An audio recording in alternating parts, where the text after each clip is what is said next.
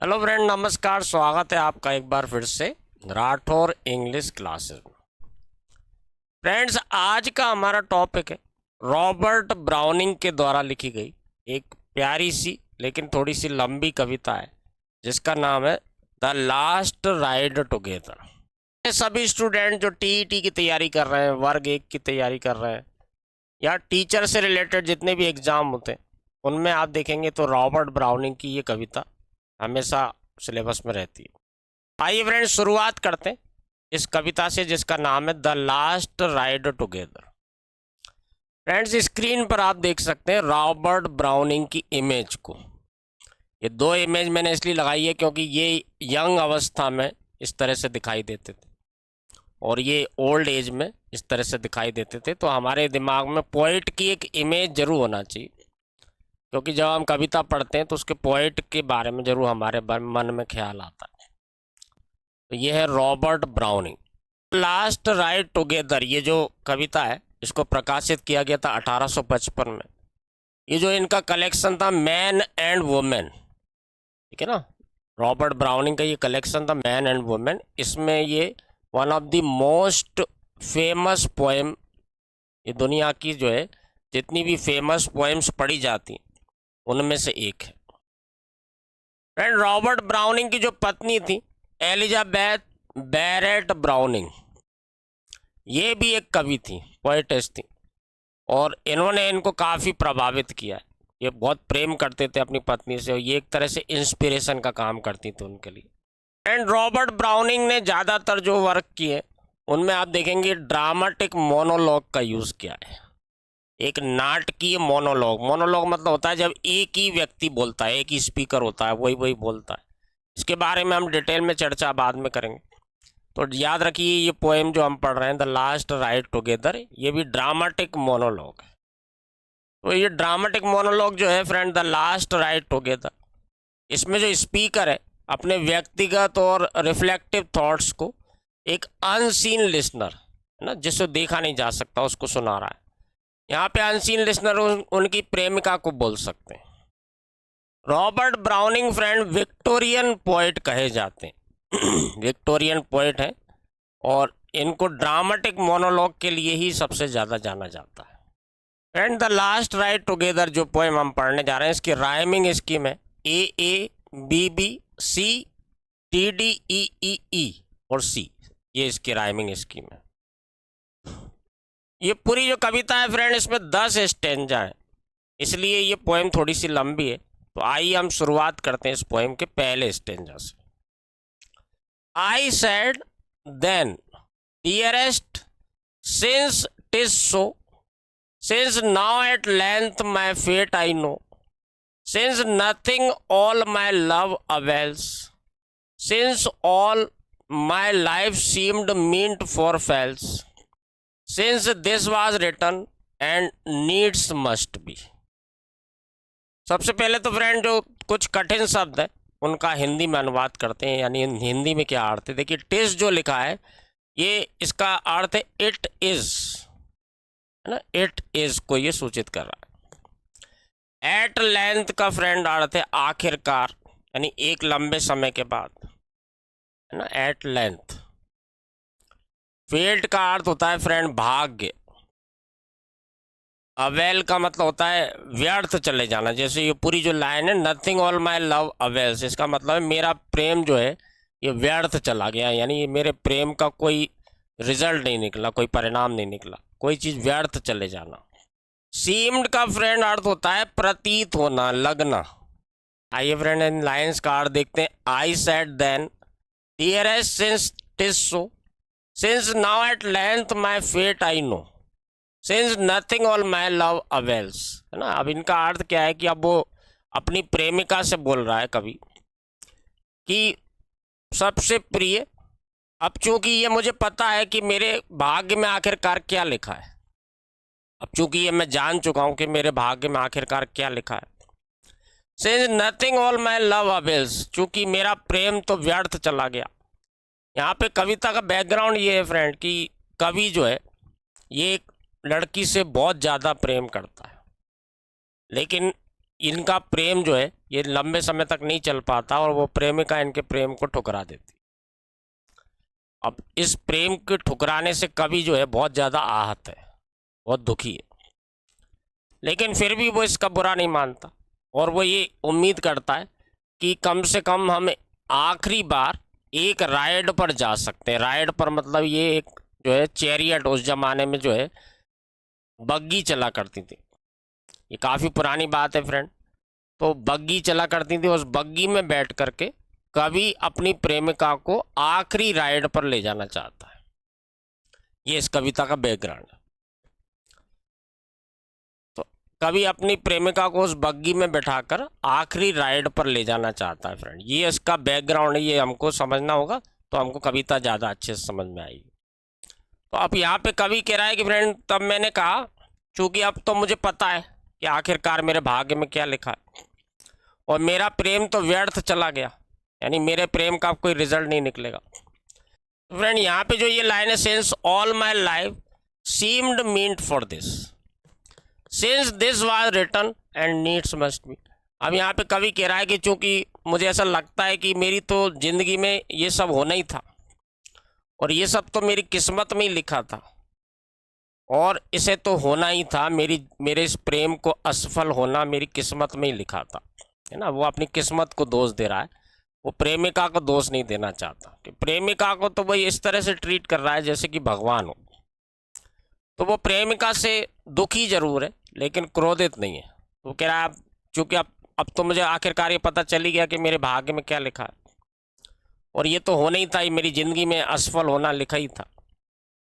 My whole heart rises up to bless your name in pride and thankfulness, take back the hope you gave, I claim only a memory of the same, and this beside, if you will not blame, your leave for one more last ride with me।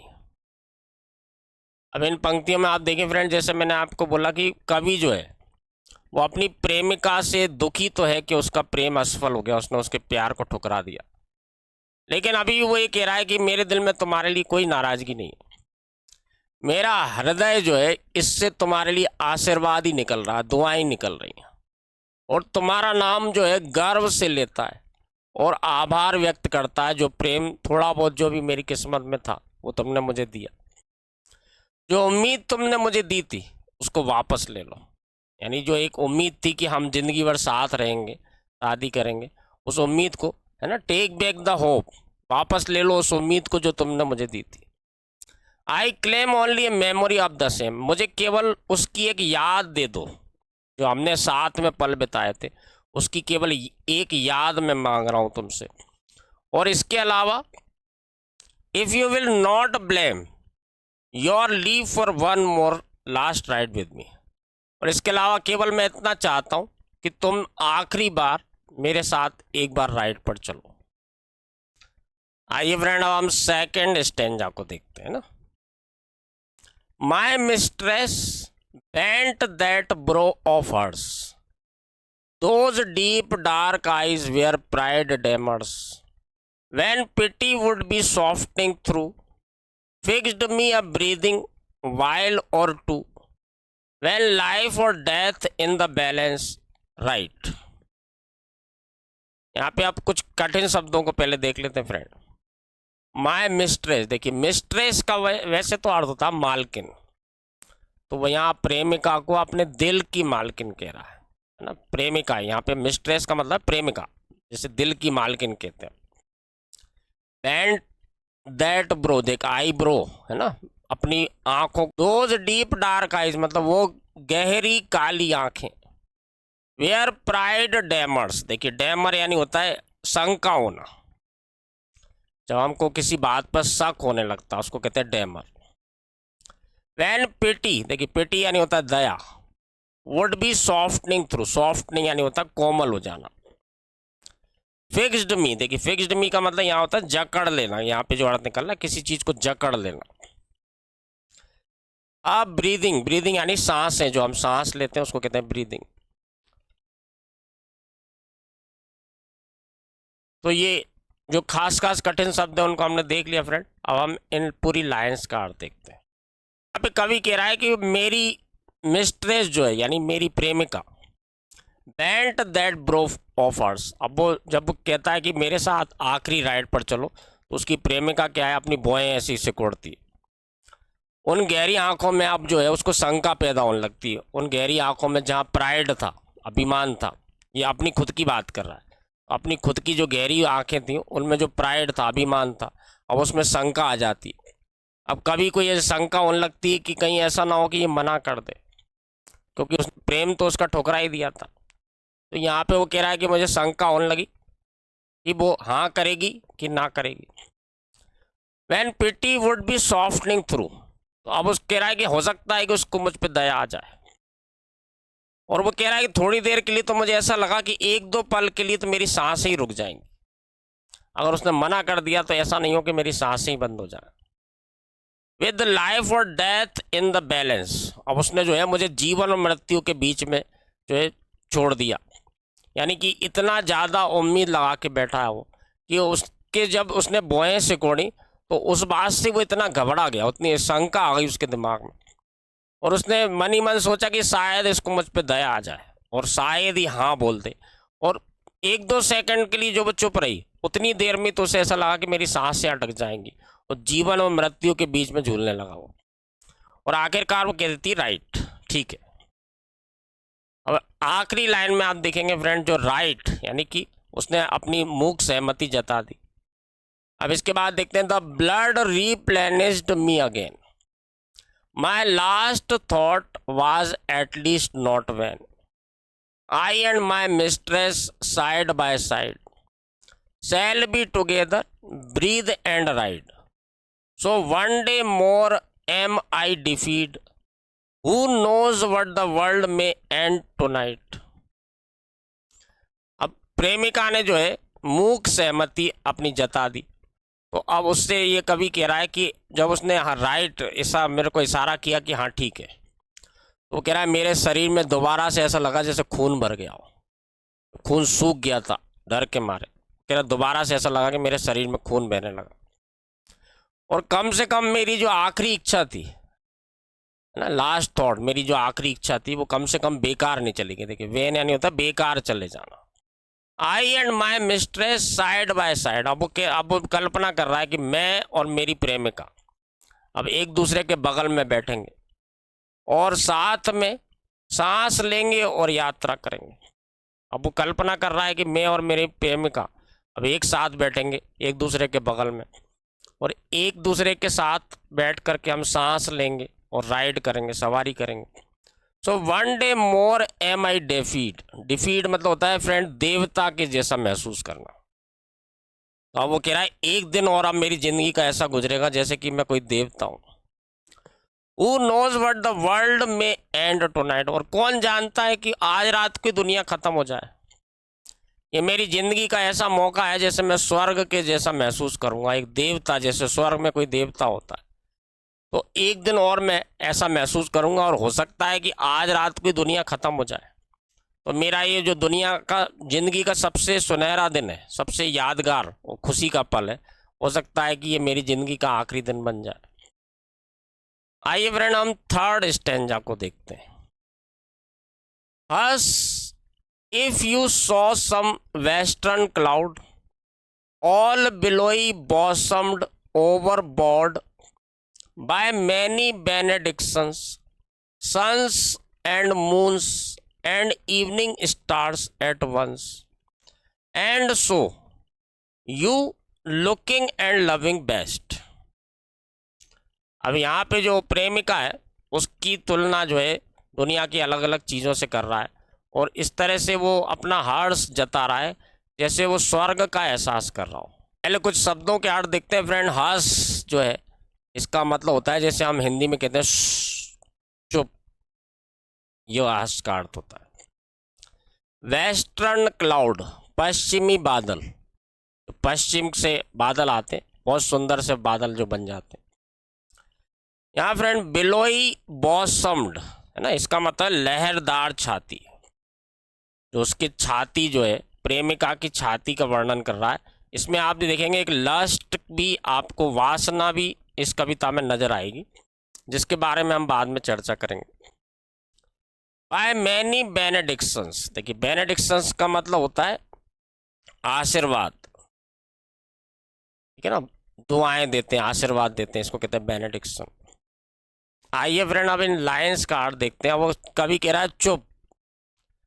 If you saw some western cloud all billowy bosomed, यदि आप पश्चिमी बादलों की तरफ देखो जो कि एक लहरदार छाती के जैसे पूरी तरह से झुक गए हो, बाय मैनी बेनेडिक्शन, अपना पूरा आशीर्वाद देते हुए।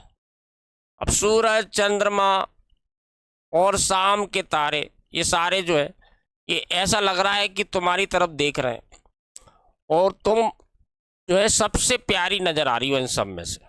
जो सूरज है, चंद्रमा है, आसमान के तारे हैं, ये सारे जो है इस तरह से लग रहा है कि जो है बहुत ही सुंदर प्रतीत हो रहे हैं, लेकिन इन सब में तुम सबसे अच्छी हो, best, you are best.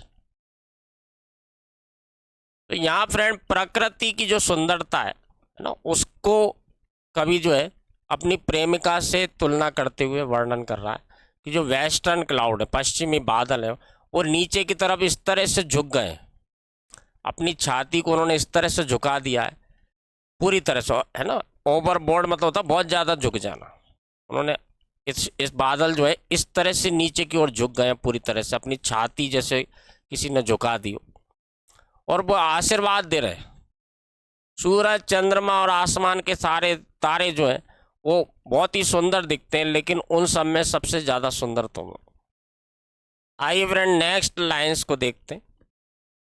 Cautious grieve your passion drive, cloud sunset moon rise star shine too, down on you near and yet more near, the flesh must fade for heaven was here, thus leant sea and lingered joy and fear, thus lay she a moment on my breast। जैसे मैंने आपको बताया friend कि इस कविता में जो है कवि अपनी प्रेमिका के शरीर के बारे में भी बात कर रहा है, यानी इस कविता में एक लस्ट झलकती है, एक वासना की जो है झलक दिखाई देती है।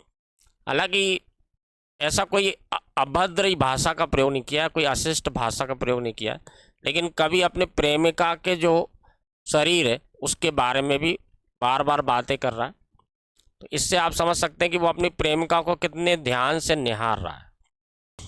तो आइए फ्रेंड सबसे पहले तो इन पंक्तियों में जो कठिन शब्द है उनका अर्थ देखते हैं। देखिए कॉशियस मतलब होता है चेतना, है ना, कॉशियस ग्रीव यानी चेतना जागृत हो जाती। पेशन, पेशन का मतलब होता है जुनून, है ना, जुनून, धुन।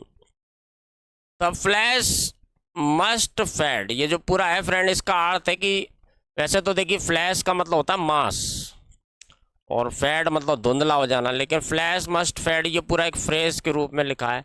इसका मतलब है कि जब तक की जो है जिंदगी खत्म ना हो जाए, जब तक की जिंदगी खत्म ना हो जाए या जब तक की जिंदगी बनी रहे।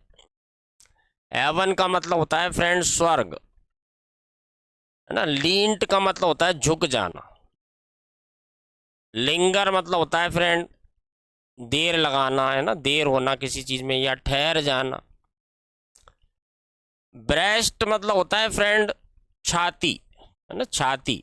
वैसे तो ये वर्ड जो है ये केवल महिलाओं के लिए यूज करते हैं, लेकिन कविताओं में आप देखेंगे कि पोएट जो है पुरुषों के लिए भी ब्रेस्ट वर्ड यूज करते हैं कई बार।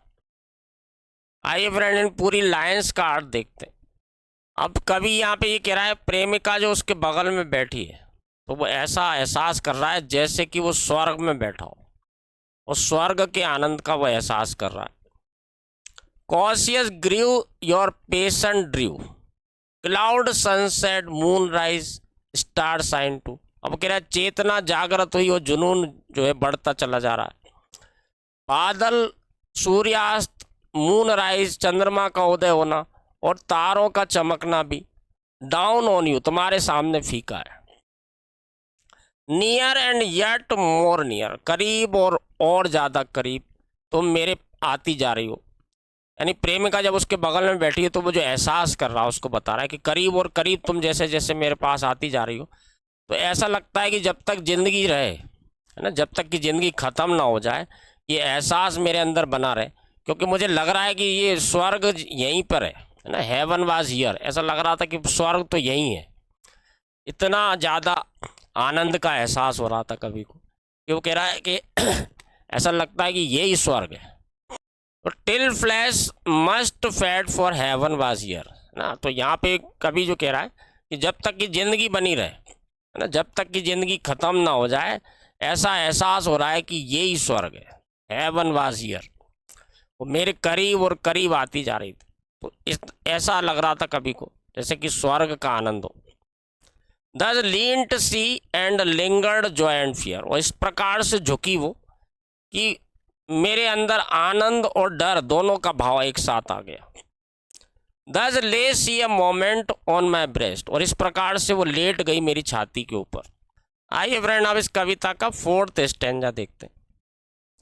Then we began to write, my soul smoothed itself out a long cramped scroll, freshening and fluttering in the wind.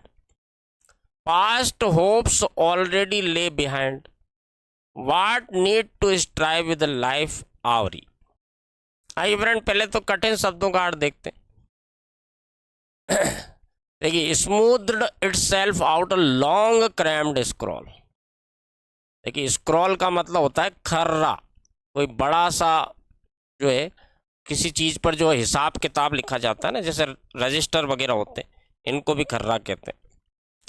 तो ऐसा लग रहा है कि कोई मुड़ा तुड़ा सा जो खर्रा था वो बाहर निकल के आके और जो खुल गया हो, इसको उन्होंने कहा स्मूथड इटसेल्फ आउट, बाहर निकल के सीधा हो जाना। अ लॉन्ग क्रैम्ड स्क्रॉल यानी एक लंबा सा मुड़ा तुड़ा सा खर्रा या कागज कह सकते हैं। खर्रा मतलब जैसे मोटी सी किताब टाइप की होती है उसे कहते हैं खर्रा, जिस पे हिसाब किताब लिखा जाता था पहले के ज़माने में। फ्लटरिंग मतलब होता है फ्रेंड पर फड़फड़ाना। लाइफ आवरी मतलब होता है अस्त व्यस्त सा जीवन। लाइफ आवरी, अस्त व्यस्त सा जीवन। और लास्ट जो है स्ट्राइव है ना, स्ट्राइव का मतलब होता है प्रयास करना, कोशिश करना। ये फ्रेंड अब इन पूरी लाइंस कार्ड देखते हैं। Then we began to write, my soul smoothed itself out a long cramped scroll. अब कवि कह रहा है कि अब हमारी यात्रा शुरू होती है और मेरी आत्मा जो एक बहुत लंबे समय से एक मुड़े तुड़े से खर्रे के जैसी पड़ी हुई थी, वो अपने आप ऐसा लगा कि जैसे वो किसी खर्रे में से, किसी दराज में से या टेबल में से बाहर निकल के आई हो। और जैसे अंगड़ाई लेता है कोई व्यक्ति सो कर के उठने के बाद, इस तरह से वो अंगड़ाई ले रही है। Freshening and fluttering in the wind, और अब उसको तरोताज़ा हो गई है वो, और जो है पर फड़फड़ाते हुए हवा में उड़ती चली जा रही है। मेरी आत्मा लगा, ऐसा लगा कि किसी बक्से में बंद थी, किसी बक्से में कोई मुड़ा तुड़ा सा कागज़ जैसे डाल दिया जाता है, तो ऐसा लगा कि वो बाहर निकल के आ गई है और अपने आप को जो है अंगड़ाई ले रही है एक तरह से। वो तरोताज़ा होकर के हवा में पर फड़फड़ाते हुए उड़ती जा रही है।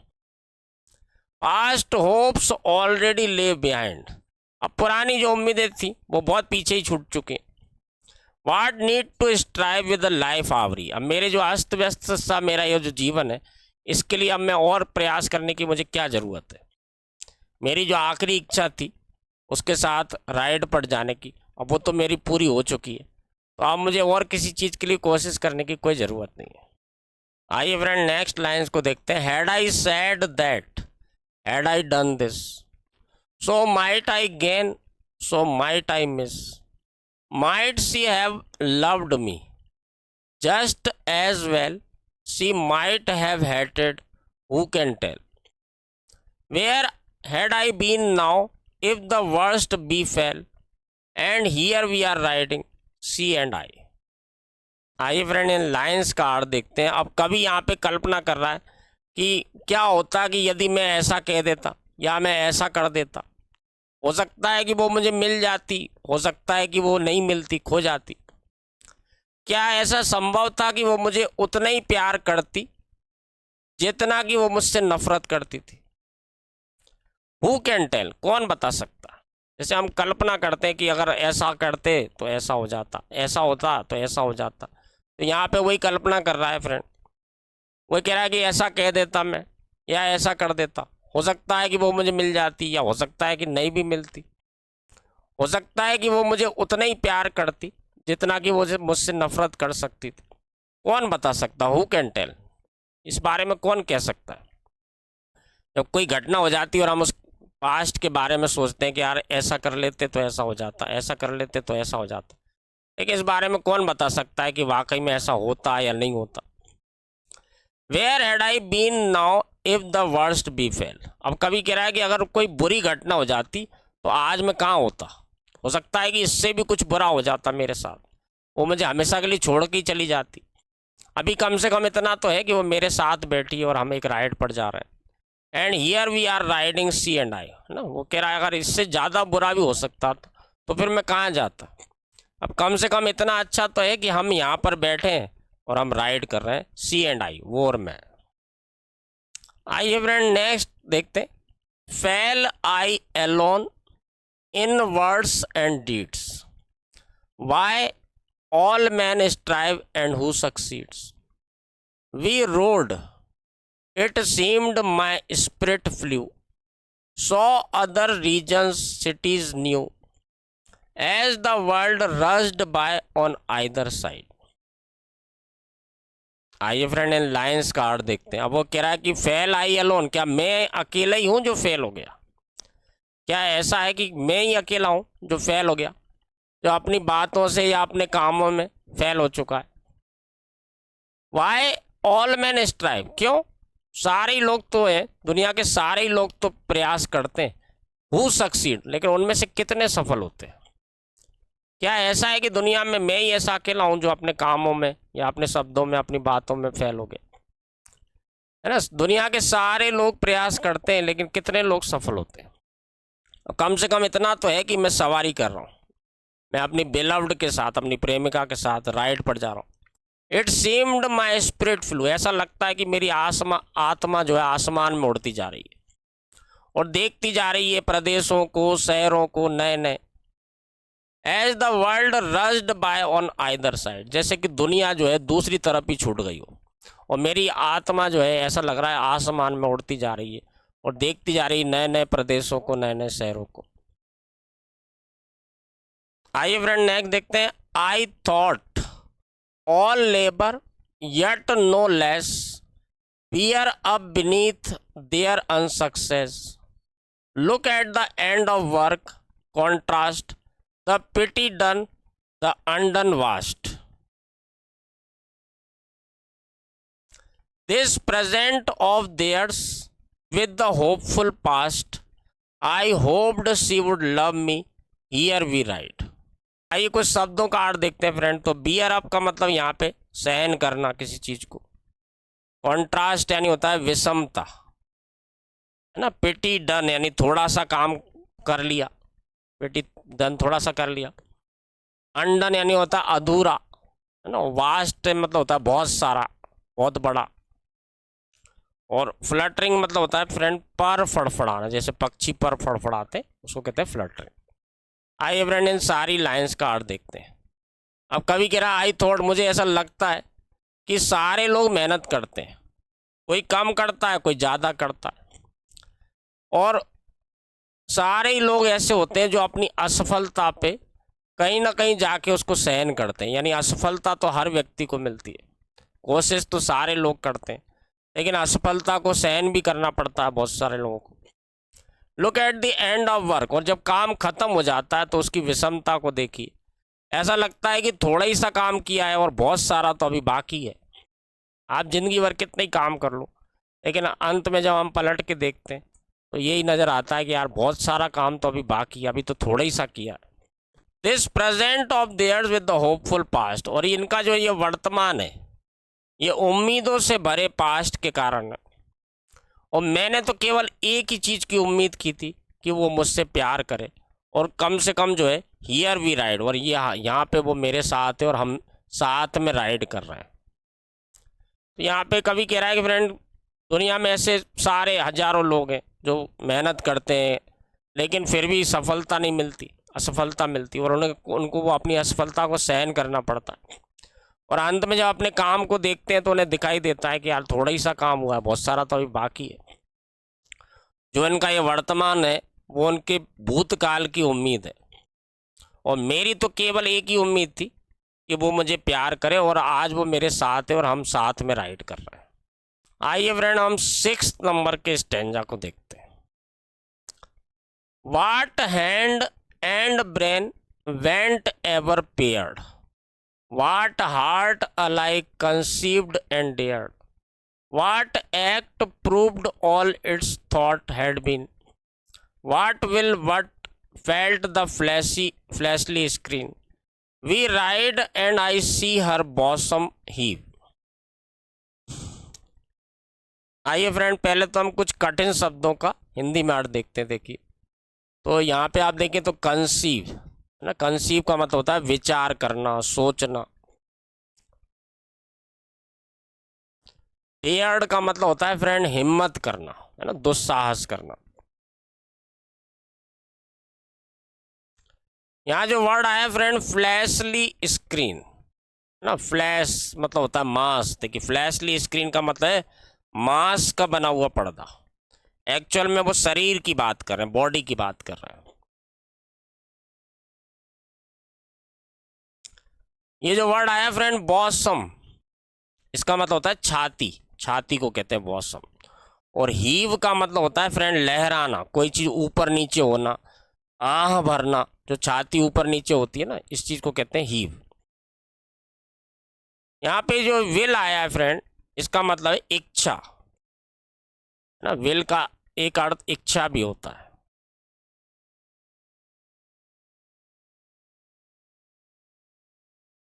आइए फ्रेंड इन पूरी लाइंस का अर्थ देखते हैं। What hand and brain went ever paired. अब यहाँ पे वो कह रहे हैं कि ऐसा कब होता है कि जब हाथ और दिमाग जो है इनका सामंजस्य बैठ जाए। हमारा दिमाग तो कुछ और ही सोच रहा होता है, हाथ कुछ और कर रहे होते हैं, यानी हम करना तो कुछ और चाहते हैं और होता कुछ और है। हम सोचते कुछ और है और करते कुछ और है। वाट heart alike conceived and डियर्ड।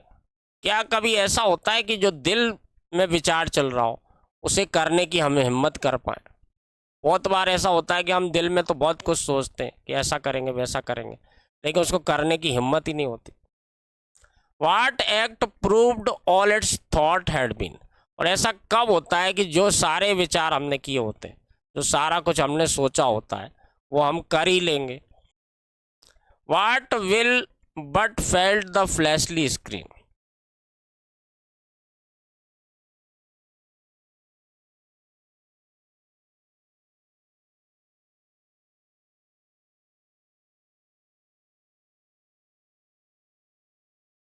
What will but felt the flashly screen? We ride and I see her bosom heave. अब वो कह रहा है ऐसा कब होता है कि जब हमारी इच्छाएं जो है वो हमारे शरीर से पूरी हो जाए। यहाँ पे वो फ्लैशली स्क्रीन जो है अपनी प्रेमिका के शरीर के बारे में कह रहा है कि ऐसा कब होता है कि जब हम किसी शरीर को यानी किसी अपनी प्रेमिका को पाने की जो चाहत है उसके मन में, तो वो कह रहा है कि ऐसा कब होता है कि जब हमारी सारी इच्छाएं पूरी हो जाए। अब इतना तो कम से कम है कि हम और वो साथ में यात्रा कर रहे हैं और मैं उसकी छाती जो है उसको ऊपर नीचे होते हुए देख रहा हूँ, आह बढ़ते हुए ऊपर नीचे होते हुए देख रहा हूँ। यहाँ पे फ्रेंड जो प्रेमिका को पाने की जो चाहत थी, तो प्रेमिका को बार बार वो देख रहा है ना, उसकी छाती का बार बार आप देखेंगे वर्णन कर रहा है। इसलिए मैंने इसमें कहा कि इस कविता में कहीं ना कहीं वासना की झलक मिलती है।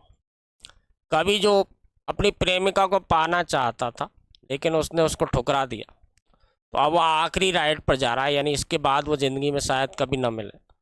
तो उसके मन में जो अधूरी इच्छा रह गई उसके पाने की, उसका वो देखेंगे आप कि उसका कहीं ना कहीं वर्णन या उसके मन में उस क्या चल रहा है वो दिखाई देता है इस कविता में। जैसा मैंने आपको बताया फ्रेंड कि कवि को जो अपनी प्रेमिका को पाने की चाहत थी वो पूरी तो नहीं हो पाई। अब उसको बार बार देख रहा है और जो है उसके शरीर के बारे में वो सोच रहा है।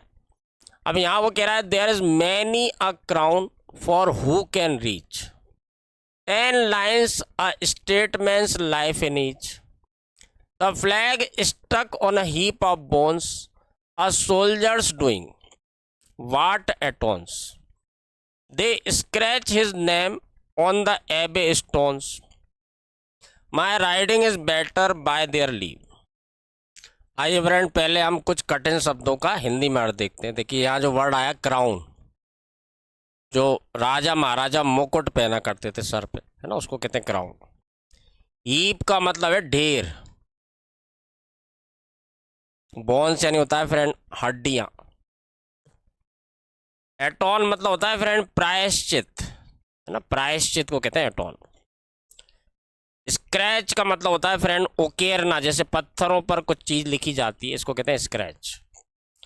एबे स्टोन्स, है ना, एबे स्टोन जो समाधि बनाते हैं ना, क्रिश्चियन लोगों में आप देखेंगे कि उन्हें जब दफनाया जाता है तो उनकी एक समाधि बनाई जाती पत्थर की, और एक पत्थर पर इस तरह का समाधि जो रहती, इस समाधि के पास में एक ऐसा पत्थर लगा रहता है जिसमें उस व्यक्ति के बारे में लिखा रहता है। इसे उन्होंने कहा एबे स्टोन, यानी समाधि का पत्थर।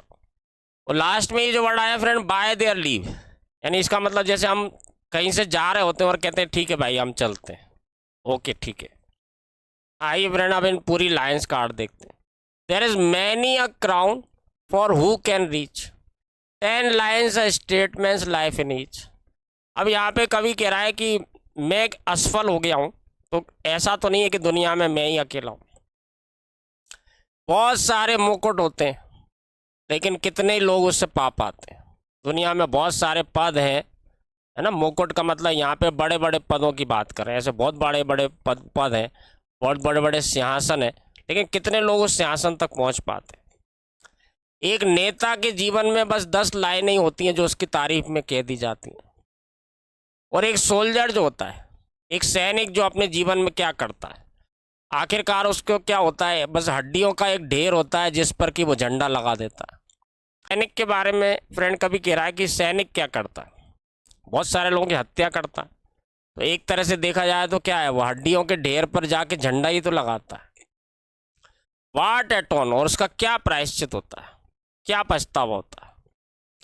दे scratch his name on the abbey stone, और इससे मिलता क्या है उसे, उसकी जो समाधि का पत्थर है और उस पर उसका नाम लिख दिया जाता है, यानी उसकी तारीफ में कुछ बातें कहीं कह दी जाती हैं। माई राइडिंग इज़ बेटर, इससे तो अच्छी मेरी राइडिंग है, ये जो मैं अपने बिलव्ड के साथ राइड पर जा रहा हूँ, इनके जीवन से तो मेरा जीवन कहीं बेहतर है। बाय देयर लीव, और कहता है कि ठीक है मैं चलता हूँ। आइए फ्रेंड अब हम नेक्स्ट देखते हैं 7 नंबर स्टैंजा।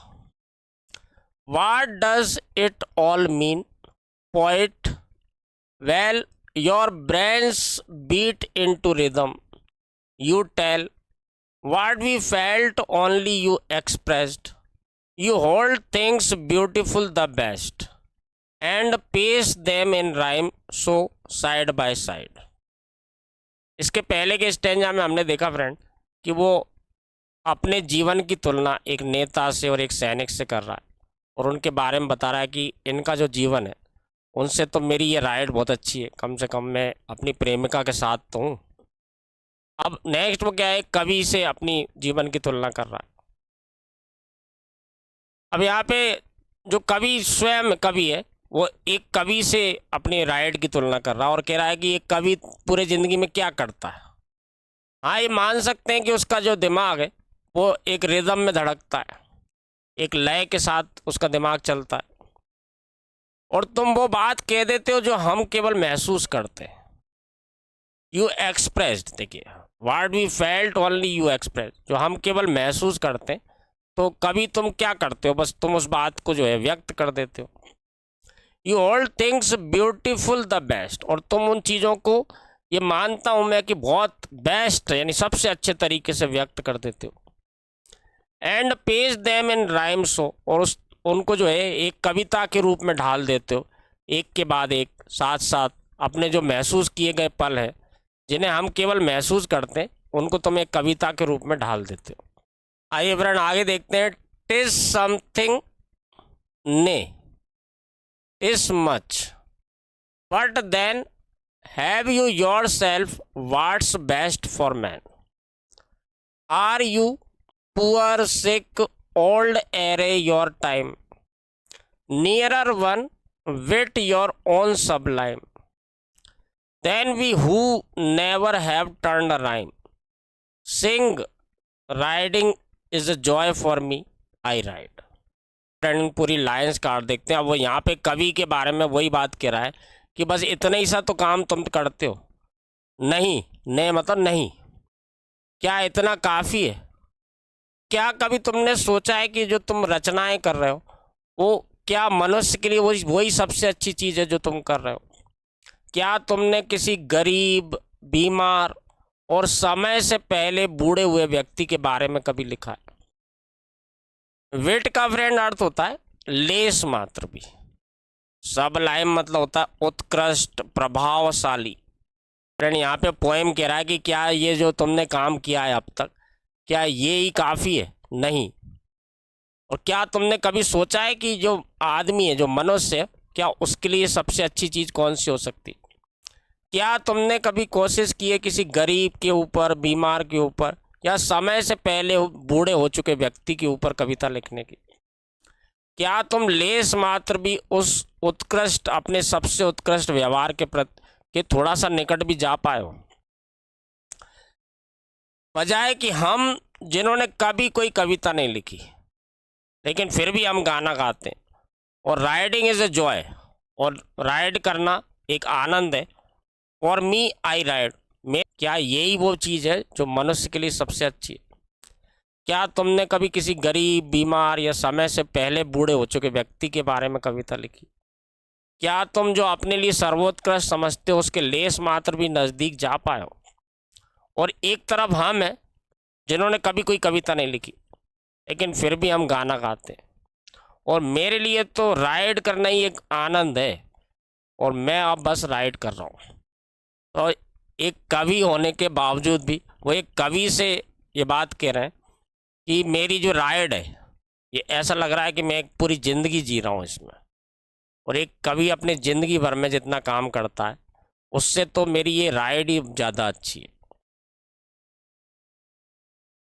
तो कवि के द्वारा की गई रचनाओं की, एक कवि खुद होने के बावजूद वो जो है एक तरह से कहें तो क्रिटिसाइज कर रहे हैं कि तुम्हारी जो ज़िंदगी भर जो तुम रचनाएं करते हो, उन रचनाओं से तो बेहतर है ये मेरी राइड जिसमें मेरी प्रेमिका मेरे साथ है, और मैं ऐसा महसूस कर रहा हूँ जैसे मैं स्वर्ग में आसमान के जैसा उड़ता जा रहा हूँ।